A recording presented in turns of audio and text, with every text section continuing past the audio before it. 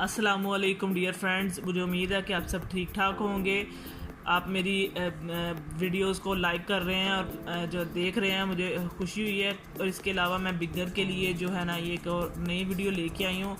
जो बिगनर्स जो है ना धागा चलाते हैं, मतलब चलाना सीखना चाह रहे हैं, तो उनके लिए है ये वीडियो। और वो उनके लिए ये सबसे बड़ा मसला होता है कि वो ये सोच रहे होते हैं कि हम धागे की प्रैक्टिस कहाँ करें। उन्हें जो है ना बिल्कुल जो घरों में है, जो सीखना चाह रही हैं, उनके लिए तो बिल्कुल ही ये सबसे ज़्यादा बड़ा मसला होता है कि वो प्रैक्टिस करना चाहती है, तो वो कहाँ प्रैक्टिस करें और कैसे जो है ना धागा चलाना सीखें। तो वो उनको मेरी इस वीडियो से बहुत फ़ायदा हासिल होगा। आप मेरी इस वीडियो को पूरा देखिएगा और मेरे बाकी वीडियोस को भी देखें, आपको उनसे भी बहुत फ़ायदा हासिल होगा। मेरे जो है ना चैनल को लाइक करें, सब्सक्राइब करें, शेयर करें और मुझे अच्छे प्यारे कमेंट्स करें। और जिस भी जो है ना टॉपिक पे आपको वीडियो चाहिए, वो टॉपिक मुझसे डिस्कस करें। मैं आपके लिए नई वीडियो और उसी टॉपिक पे नई वीडियोस बनाऊंगी। अच्छा जी, अब आपको कैमरा में नज़र आ रहा होगा, मेरे पास आई डमी है, एक खाली बोतल है, जो वाटर बॉटल है, वाटर है, उसमें मैंने वाटर भरा हुआ है। दो एक खाली भी मैं जो है ना उसमें आप चाहे तो आप खाली पे कर सकते हैं, चाहे तो आप इस पे कर सकते हैं। मैं अभी फ़िलहाल जो है ना इस पे करके इसलिए दिखा रही हूँ ताकि कैमरा में आवाज़ थोड़ी ज़रा कम आए, क्योंकि अगर हम खाली पे धागा चलाएँगे तो थोड़ी आवाज़ ज़्यादा आएगी।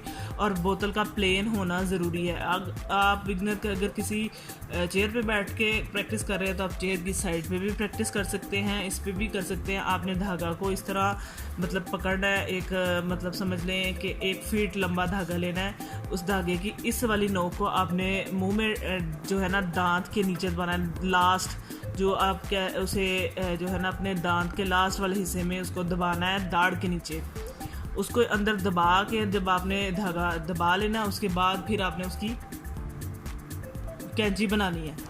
सीजर जो आपने कैसे बनानी है, आपने धागे को फुल ऐसे खींचना है। 1 फीट मुंह में डालने के बाद 1 फीट तक जो उसकी लंबाई होगी, उसके बाद आप चाहें तो आउटवर्ड बल भी डाल सकते हैं, आप इनवर्ड भी डाल सकते हैं। दोनों तरफ जो है ना अपने धागा को बल दे के आप अपनी सीज़र तैयार कर सकते हैं। मैं अभी फ़िलहाल आउटवर्ड करके दिखा रही हूँ आपको। 6 से 7 बल आपते दे रहे, इससे ज़्यादा बल नहीं दे रहे, ताकि एक अच्छा सा ये एक छोटा सा स्केल आपके पास बन जाए जिसमें आप अपने बाल जो है ना आसानी के साथ उतार सकें।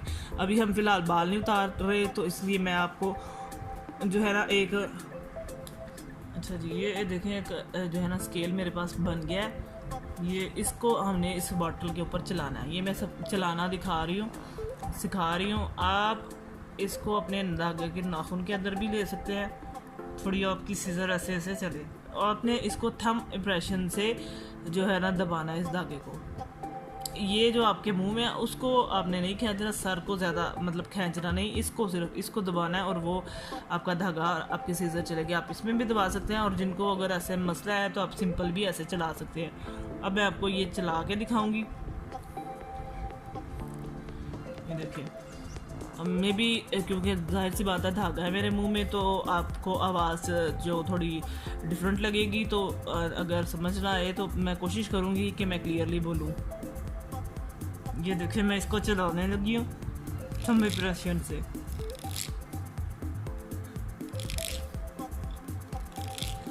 जो बिगनर है वो उनकी जो है ना वो उनको ज़्यादा से ज़्यादा इस पर प्रैक्टिस करें। जैसे ही ये बॉटल की मतलब धागा साथ टच होने की आवाज़ आएगी, जैसे यहाँ पे अभी आ रही है, और इसको मज़ीद देखिए,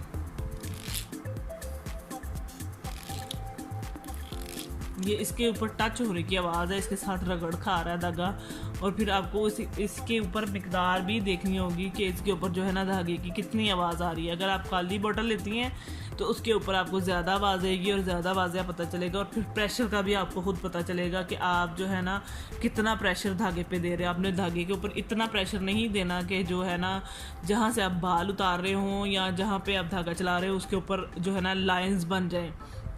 उस तरह से आपने उसको ऊपर प्रेशर नहीं देना। जब आप इसके ऊपर थोड़ा प्रैक्टिस के साथ काम कर लें तो फिर आप इसके बाद आप अपनी टांगों के ऊपर अपनी जो है ना या किसी के आर्म्स के ऊपर यानी बाजुओं के ऊपर आप जो है ना धागे को चला के अच्छी तरह मतलब प्रैक्टिस कर सकते हैं। उनके बाल जो है ना आसानी से आप उसको उतार सकते हैं। आपने देखना है और किस डायरेक्शन में आप इजीली जो है ना बाल उतार सकते हैं, उसके ऊपर आप फिर प्रैक्टिस करेंगे।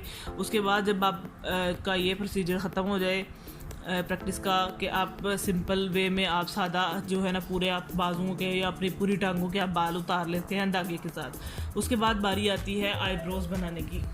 जब आप आईब्रोज़ बनाने का आप सोच रहे होते हैं कि मैंने अब धागा चलाना सीख लिया है, अब मैं जो है ना धागे से बाल भी निकाल रही हूँ आसानी के साथ, अब मैं किसी के आईब्रोज़ बनाऊँ, तो जाहिर सी बात है कोई भी इतनी आसानी से नहीं चाहता कि आप जो है ना उनके आईब्रोज़ बनाएं और उनके आईब्रोज़ की शेप को जो है ना ख़राब कर दें, क्योंकि वो समझते हैं कि अभी आप नए हैं, नए सीखने वाले हैं, तो आप हो सकता है उसकी आईब्रोज़ को ख़राब कर दें तो उनकी शेप अच्छी ना रहे। तो जाहिर सी बात है आईब्रोज़ ही एक चेहरे का जो कह लें कि वो पूरा फ्रेम होता है। आईब्रोज़ के थ्रू ही आपका चेहरा बहुत अच्छी तरह जो है ना वाज़िया समझ में आता है, मतलब नीट और प्यारा लगता है। अगर आपकी आईब्रोज़ टेढ़ी मेढ़ी होंगी तो फिर जाहिर सी बात है चेहरा भी अच्छा नहीं लगेगा। तो इसलिए जो है जो ये फ्रेम है लोग अपना ख़राब नहीं करना चाहते। इस वजह से आप इस तरह किसी के पास भी डमी अवेलेबल है या आपके पास नहीं अवेलेबल तो आप उसको परचेज़ भी कर सकती हैं। आप उसको लें, उसके ऊपर आप आईब्रोज़ को ड्रा कर लें, या इसके अलावा अगर आपके पास कोई और इस तरह का जो है मतलब आप समझ लें कि ऊंची नीची जो है ना तिरछी शेप्स वाला या कोई देगची या बर्तन है उसके ऊपर भी आप आईब्रोज़ को ड्रा कर सकती हैं। लेकिन इजी आसानी है, वहाँ पे भी मैं ट्राई कर चुकी हूँ, लेकिन उतना इजी और आसानी से के साथ वहाँ पे नहीं बनती। यहाँ पे अब आईब्रोज़ बन चुकी हैं, हमारे सामने आईब्रोज़ का फ्रेम आ चुका है बनी हुई का। अब इसके ऊपर हम जो है ना आसानी के साथ धागा चला सकते हैं और अब हमें पता चलेगा कि हमने नीचे से बालों को उठाना है या ऊपर से उठाना है। मतलब ये आपकी आईब्रोज़ बनी हुई है, अब आपने यहाँ पे बड़े हुए बालों को उतारना है। तो जो एक्स्ट्रा बाल हैं उनको उतारने के लिए आप पहले आईब्रोज़ को हमेशा जब भी बनाएं नीचे से बनाएं, ऊपर से आपने फ़ौरन से बनाना स्टार्ट नहीं करनी, वो फिर ड्रॉपी आईब्रोज़ बन जाएगी। आपने उठी हुई आईब्रोज़ बनानी है तो नीचे से बनानी स्टार्ट करें। नीचे से आप जितने भी एक्स्ट्रा बाल है वो निकालें, फिर उसकी शेप जो है आप देखें कि इसकी शेप ऊपर को उठी हुई बन रही है या झुकी हुई बन रही है। तो इसलिए जो है ना वो ये मैं रियल आईब्रोज़ की बात कर रही थी, लेकिन यहाँ पे प्रैक्टिस की बात नहीं कर रही थी। प्रैक्टिस करनी है तो यहाँ से स्टार्ट लेना है और इसको ऐसे ऐसे आपने आईब्रोज़ के साथ चलाना है।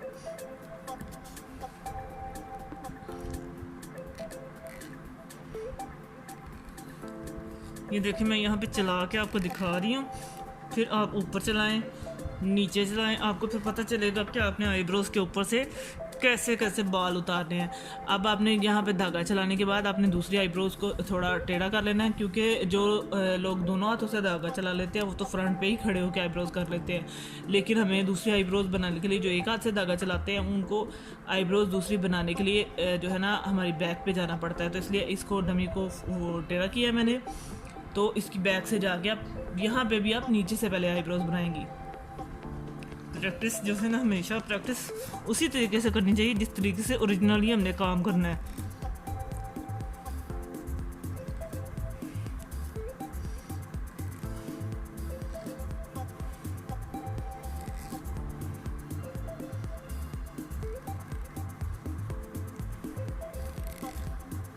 अच्छा जी, अब ये देखें ये जो मेरा धागा है इसके ऊपर सारी मैंने ना डमी के ऊपर फाउंडेशन लगाई थी। ये देखिए सारा मेरा इर्द गिर्द टच हुआ है। जो मैंने ऊपर लाइनर लगाया वो नहीं आया, जो अब मैंने फाउंडेशन लगाई है वो धागे के ऊपर लग गई है। इसका मतलब है कि मेरा धागा बिल्कुल स्ट्रेट और नीचे चला है सीधा जैसी उसकी शेप है। तो आपने भी इसी तरह कुछ प्रैक्टिस करनी है ताकि आपको पता चले कि आप धागा किस तरह चला रहे हैं और कहाँ चला रहे हैं और कहाँ पे जाके आपका धागा जो है ना लग रहा है। और आपकी जो है आईब्रोज़ की शेप अगर आप बनाएंगे फिर किसी की फ़र्स्ट टाइम तो वो अच्छी इंशाल्लाह बनेगी। आप मेरे इस तरीके को फॉलो करें तो मुझे यकीन है कि आपकी ये प्रैक्टिस भी बहुत अच्छी होगी। और इसके अलावा मैं एक और टिप भी धागा चलाने के हवाले से बताना चाह रही हूँ आपको कि कोई जो है लोग आते हैं आपके पास जो आईब्रोज़ बनाने, तो उनके फेस पे भी जो है ना फेशियल एरियाज़ पे भी बहुत सारे चिन पे हो गया जो है ना चीक्स की साइडों पे यानी जो है ना कान की लो के पास भी बाल होते हैं काफ़ी थिक और हैवी वाले, मतलब मोटे बाल होते हैं। तो वो चाह रहे होते हैं कि हम वैक्स ना करवाएं, तो वो धागे से ही वो उनकी कोशिश होती है कि जो है ना हम बाल उतरवा लें, तो वो क्योंकि उनको ये डर होता है कि जो है वैक्स से शायद स्किन लूज़ होती है, लेकिन ऐसा नहीं है। लेकिन ये उनका जो है वहम होता है, तो इसलिए उनके लिए जो सख्त वाले बाल हैं ना, उनके लिए मेरी एक ये टिप है कि जब ये सख्त वाले बालों को आपने उतारना है, तो उसके लिए आप अपने कोई भी धागा आप थ्रेड का यूज़ कर रहे हैं, मैं ये वाला यूज़ कर रही हूँ, आप कोई भी यूज़ कर रहे हैं, तो आपने उसको जो है ना धागे को डबल कर लेना है और उसकी डबल गिरा आपने अपने मुंह में डालनी है। और अपने डबल धागे के साथ आपने अपनी कैंची बना के, तो अपने डबल धागे वाली आपको धागा नज़र आ रहा होगा कि मैंने डबल का किया है। इस तरह आपने डबल धागा करके उसकी लेंथ उसी तरह फिट एक लंबी लेंथ रख के, और उसी तरह जो है ना आपने उसकी सीज़र बना के बिल्कुल डबल धागे के साथ आपने उसकी प्रैक्टिस करें।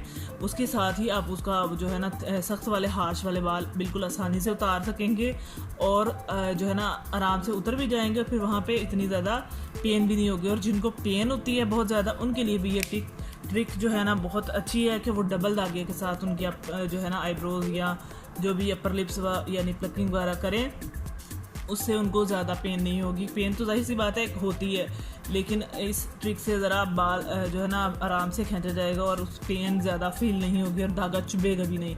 मुझे उम्मीद है आपको मेरी ये वीडियो जो है ना बहुत पसंद आई होगी। मेरी वीडियो को पूरा देखा करें और जो है ना मेरे चैनल को लाइक करें, सब्सक्राइब करें और शेयर करें। और मैं देख रही हूँ मतलब मुझे बहुत अच्छे कमेंट्स भी आ रहे हैं और लोग मतलब समझ रहे हैं, मुझे सपोर्ट कर रहे हैं।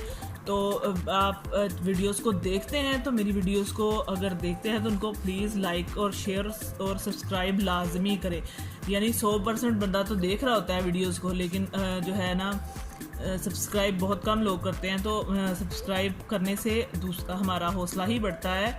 तो आप प्लीज़ जो है ना मेरी रिक्वेस्ट है सबसे कि मेरे चैनल को सब्सक्राइब लाजमी करें। बहुत शुक्रिया। अल्लाह हाफिज़।